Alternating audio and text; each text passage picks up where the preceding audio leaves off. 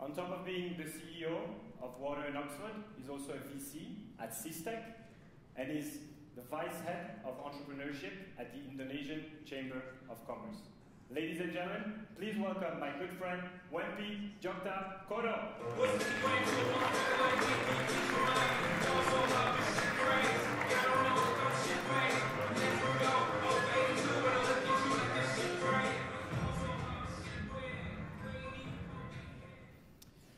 Good afternoon, Switzerland. For those of you who are young enough, your connection to this man is that he is constantly compared, or Harry Styles of One Direction is constantly compared to him. Also, a band called Maroon 5 paid homage to this man. If you're cool enough, you'll know this man as a living rock legend. Mick Jagger. Moves like Jagger. But how did he get those moves? How did he get that signature style that just defines him and just absolutely awes and has drawn crowds in from all around the world? Well, how he got that was because of constraints. Because when he started off his career as the lead singer of the Rolling Stones, he played at very, very small venues across the UK. And those small venues had even smaller stages.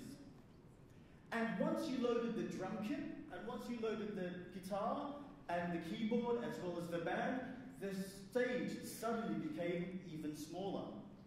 And so he didn't go running around the stage and like a mad rock star and just leaping from there to there and running everywhere. No, he didn't. He was constrained to a particular spot where he moved like Jagger. So my talk today is about constraints and why constraints are important. So the current frame is that constraints are a disadvantage. That I don't have money, I don't have resources, I don't have time, I don't have this and I don't have that, and these are the reasons why I can't do anything. Well, I'd like to reframe this, and I'd like to say that constraints are actually an advantage. Because if you don't have time, you value that more. If you don't have money, or lots of money, you value that more. You scrape everything to the highest and to the nth degree, because that constraint is ultimately what desperately drives you into greatness. So I'd like to take you on a journey to my country, Indonesia. Indonesia is the world's 4th most populated country. Number 1, China. Number 2, India. Number 3, USA. Number 4, Indonesia, with 250 million people. That's a huge constraint on resources. Number 2 is that Indonesia is the world's biggest Muslim population. We all look towards the Middle East and Saudi Arabia and all the Gulf region as being Islamic countries. Wrong.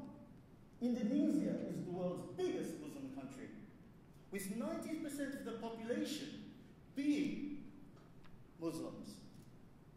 And I myself, as a Muslim, that comes with so many freedoms, but also comes with many constraints. Next is that Indonesia is a country with 17,000 islands. 17,000 islands.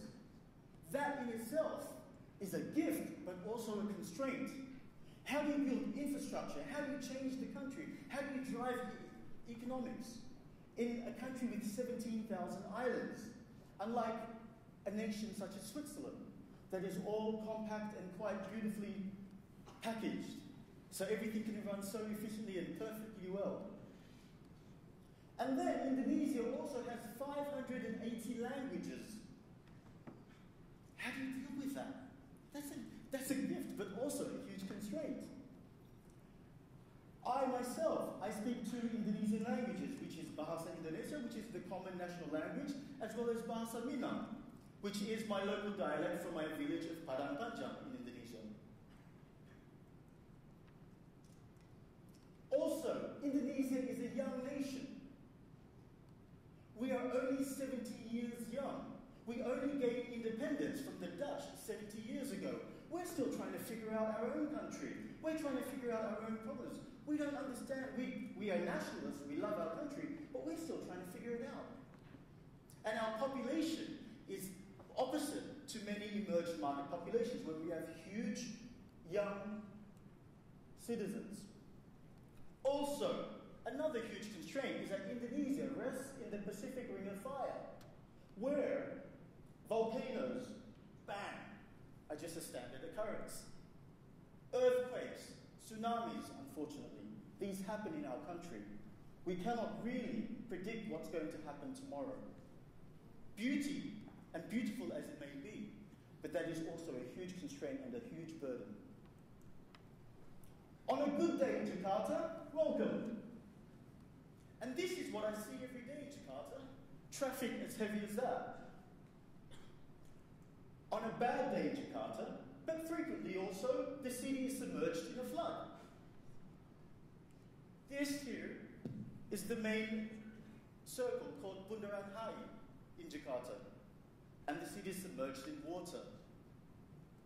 But what gives me hope, what gives me a lot of inspiration for the future, is that when I speak at startup events or when I attend startup events, the halls are packed with thousands of people, all discussing ideas, all discussing ways to change the country, and also ways to change the world. So I wanted to talk to you about some innovative or some Indonesian startups that are really trying to change and do things. I cannot stand here on this stage and compete with the European Space Agency. I just honestly cannot. But I can share with you some of the things that bring hope to me and the future of Indonesia. That constraint about traffic, there is an app called Lewat Mana app. And Lewat Mana means which way. And which way allows the users, it's literally a social network for traffic. Can you imagine having a social network for traffic here in Switzerland? It'd just be completely crazy, because everything seems to just work like a Swiss clock. Now, this is a social network where you tell people, where there are live camera feeds of what's happening on the streets of Jakarta. And also, it's a social network where I would update on my smartphone that, hey, there's a crash over here, avoid this street, avoid that street. And so it's constantly being fed content. And here's the thing about this app. You don't think it's powerful? There are 800,000 followers of this particular brand on Twitter. 800,000 followers. We follow that. We want to know. And we download that app.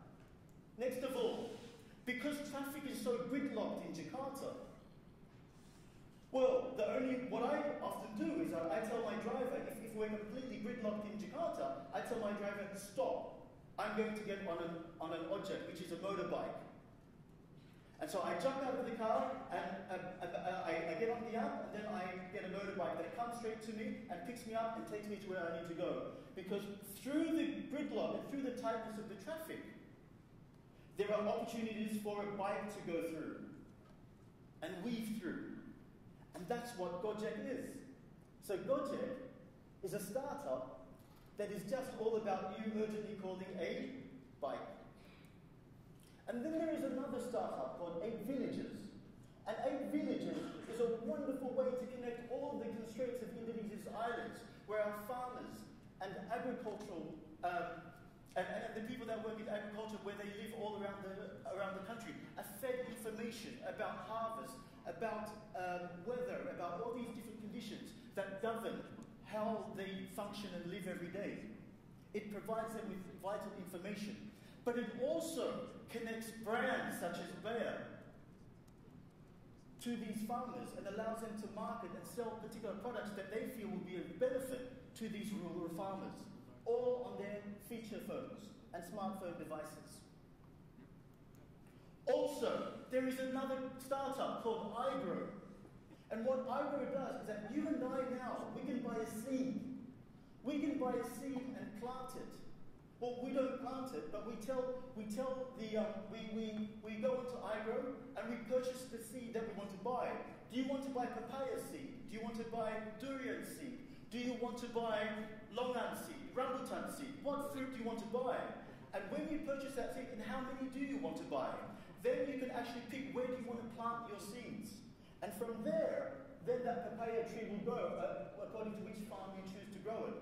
And when that tree grows, whether it takes 6 months or 1 year or 18 months or so, then once it's sold, you reap the benefits, the economic benefits of the sale of that particular plant that you've decided to purchase. Pretty cool, yeah? Here is another startup. And this particular startup won Seedstarsworld here, represented Indonesia, won the Indonesian competition. And this is a startup called eFishery. Wonderful, intelligent kids that really what they actually did was that they graduated from Indonesia's leading technology university, the equivalent of MIT. And they were able to detect that when fish are hungry, they get really restless and the water moves in particular motions and they get agitated, the fish. So this is essentially the internet of fish. That there are fish farms all over Indonesia. And that what happens is that when these fish start to get restless and move, then food is fed into the farmers are informed via their smartphones, but food is also fed into the ponds to make it an efficient way to feed livestock. Then we have another a startup that was designed for the Indonesian market in particular, and that's called PandaBed. And as I was saying, that I am Muslim, and often what happens is that with religion there comes freedoms and there comes constraints. For example, as a Muslim, I must eat halal food. I must pray 5 times a day. So what PandaBed does is that you can actually select now where you travel and when you travel. If you're staying at a hostel, let's just say I stay at a hostel with 10 other people. Now I can actually pick a room that is actually with other Muslims. The reason why is that I have to wake up at 4:30 in the morning to pray Fajr prayer, which is my morning prayer. You would hate it if I was in a room with yourselves, if you are not Muslim, if you've gone out the night before to check out museums and have dinner with friends, and then have some kid at 4:30 in the morning, do azan, which is a call to prayer, and start praying. So now I can be a lot more courteous to others by really pre-selecting which rooms I want to stay at. So that's what Panda does. This next company is Carnival. And what Carnival does is that it creates apps. And these apps are apps that many of you may have even downloaded, but not known that it is actually from Carnival. And so Carnival, what they do is that they tag onto a lot of the trending apps that are in the world, and they provide peripheral services, such as WhatsApp, that they would create WhatsApp skins. Also, they would create like an electronic Quran, where you can just have a Quran there, and as you go walking, or as you go whatever, you can read it and sort of get inspired, or etc. So those particular constraints, and they have music apps, and they have all these other different apps. To this particular day, they have achieved 10 million downloads from across Asia, from across the Middle East, and from across the world. And a company that chooses not to want to put its name at the foreground. Next, logistics is a tough challenge here in Indonesia, or there in Indonesia. Because we have so many islands, we have 250 million people, we have manic chaos, everything happening every day. With this particular startup called Pengiring, what they do is that they track every single parcel, every single envelope, every single thing that is being sent around Indonesia. They track it all. And you as a consumer can just go to one particular site, whether you're using this particular courier, that particular courier, it doesn't matter which particular courier you're using, it's all at a central repository where you know that whatever you've purchased via e-commerce or whatever is being sent to you from your mother or your brother or whoever comes to you safely. And this is a way that these Indonesian entrepreneurs are trying to solve the constraints of the country. And here is another one called Peta Jakarta. As I was saying, that Jakarta is often submerged in a flood. So what Peta Jakarta actually does is that it automatically, during the emergencies, etc., that happen across the country, you can actually check which areas to avoid. So you don't get submerged in the flood also. And this can also be used whether earthquakes, anything happens, then this is the go-to place. So, in the past, Indonesia has been so deep in importation. If you come to Indonesia, you'll see products from Switzerland, from Germany, from France, from the UK, from South Korea, from Japan. It's always been a nation of importation. We rank 69th in the Economic Complexity Index, which means that we add zero or very little value to any of our products, such as oil, such as gas, such as everything. So we don't add any value. But digital has been a huge leveler of the future. And so my hope is that during my lifetime that we rise above importation to innovation, and hopefully invention. And I'd just like to conclude by saying that I believe that constraints, that these problems that these emerging markets face actually do not prevent creativity, but lift creativity. And on a final note also, on behalf of Indonesia, and on behalf of everybody here that have come from all around the world, I would really like to send a huge thanks to everybody from Seedstarsworld. I have nothing but complete admiration and respect for Seedstarsworld, who have traveled all around the world to really bring together today the world's greatest rising startup entrepreneurs. Huge congratulations. And what you may not have within your site, what you may not have, what Seedstarsworld may not see on a daily basis that I see living in Indonesia, what may not be in your sight is certainly within your vision. So thank you very much.